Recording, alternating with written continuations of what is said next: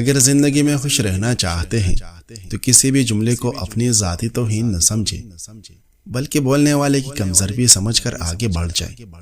اس سے زیادہ تکلیف دہ اور کچھ نہیں ہو سکتا کہ آپ کے سامنے آپ کی زندگی گزری جا رہی ہو اور آپ اپنے مرضی سے جی نہ سکیں۔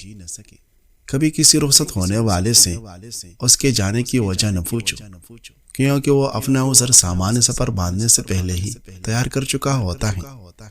انسان کا سب سے بڑا دشمن اس کا دماغ ہے، پکڑ پکڑ کر لاتا ہے ان لمحوں کو جو اذیت دیتے ہیں۔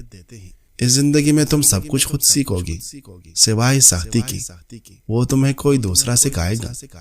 بری عادت سے لڑتے رہو یہاں تک کہ اسے چھوڑ دو، اور اگر ایسا نہ کر سکو تو اس کو اچھی عادتوں کی بارش میں ڈبو دو۔ جو لوگ آپ کو غم تکالیف دیتے ہیں سمجھے کہ ان کی مثال تنگ جوتے کی مانند ہے جو آپ کے سائز کے نہیں ہیں۔ تجربات عمروں کے محتاج نہیں ہوتے، کوئی بڑھاپے تک نہیں سمجھ پاتا اور کوئی جوانی میں دنیا پھاڑ لیتا ہے۔ آہستہ آہستہ تم سمجھ جاؤ گے عافیت کے 10 حصوں میں سے 9 حصے خاموشی اور ایک حصہ کنارہ کشی کیوں ہے۔ زندگی ہر شخص کو عزیز ہے، لیکن بہادر انسان کے لیے عزت زندگی سے بھی زیادہ عزیز ہے۔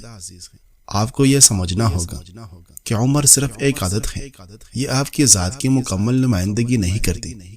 شاید آپ 60 سال کے بچے ہیں یا 20 سال کے بوڑھے، گھوڑا ہمیشہ وہی پہلے آتا ہے جس پر کوئی تجربہ کار سوار ہو، اور خاندان وہی آگے بڑھتا ہے جہاں سربراہ سمجھدار ہو۔ خوش رہے کہ زندگی بہت خوبصورت ہے۔